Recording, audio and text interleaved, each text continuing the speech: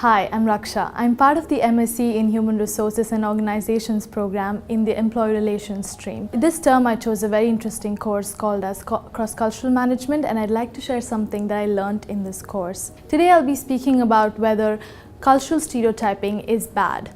And as part of this, I'll be covering three topics: cultural stereotyping, cultural dimensions theory, and cultural sense-making model for multinational companies. I think we can start with what is stereotyping. Stereotypes can be of different forms. They can be based on gender, on race, or even culture. Cultural stereotyping, in simple words, is a belief or image about a person due to the society, country, or region that they are from. It's an assumption about someone before you've even met them. And this can sometimes lead to disliking that person because you think they're different from yourself. That is a low-level form of stereotyping, and it can be looked at negatively. So then, why do we do it?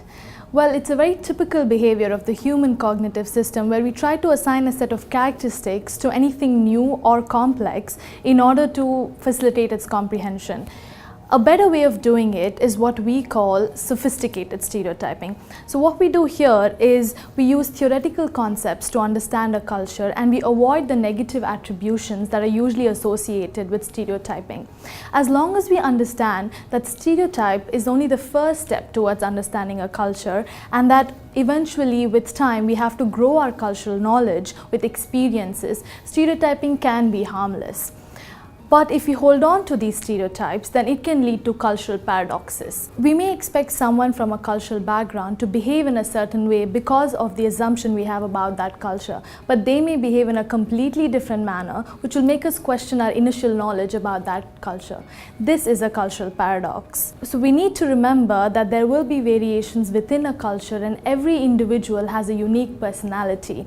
So, stereotyping can be looked at positively if you look at it as an effort or a part of a learning process about something new and unfamiliar. Organizations that employ thousands of people when crossing national borders face difficulties understanding cultural differences and how to use them for their competitive advantage. Many cross-cultural mergers have failed because of cultural misunderstandings. What we have to understand is that the failures were because of lack of understanding of culture and not because of cultural differences. In literature, we see that many cultural theorists have tried to define culture in organizations. One of the famous one is Geert Hofstede. Hofstede defined culture as the cultural programming of the mind, which differentiates people from one category to another. Hofstede also gave us 5 dimensions to national culture.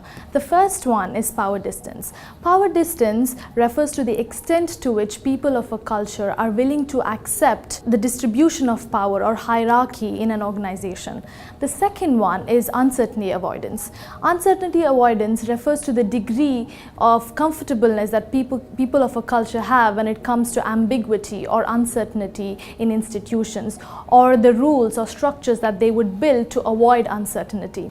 The third one is social behavior, which can be understood as individualistic versus collectivistic. In an individualistic society, we see that people tend to care about their own interests first, and the emphasis is on I versus we. In contrast, in a collectivist culture, societal framework is very strong, and people have a feeling of belongingness to a group which they respect and seek support from one another.